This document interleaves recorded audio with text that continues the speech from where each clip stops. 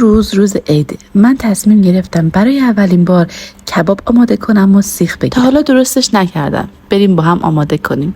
شاید بتونم، شاید نتونم. اول گوشت چرخ کرده از اسنپ گرفتم. حالا نوبت پیاز و رنده کردنه.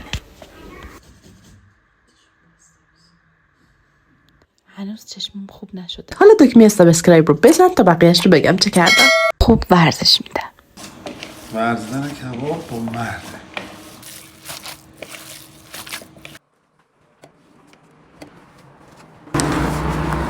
خیلی دلهوره دارم، نمیدونم مثلا کبابم چی میشه، میریزه و میره یا نه خوب میشه. بریم با هم ببینیم، امیدوارم که خوب میشه.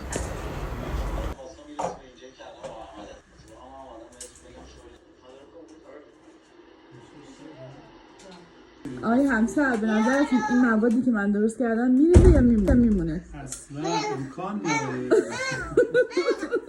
خوب شد یا ریخته؟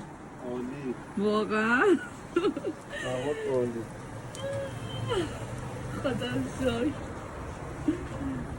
عالی شد. بچه ها ببینی گوجرم بده بذاره.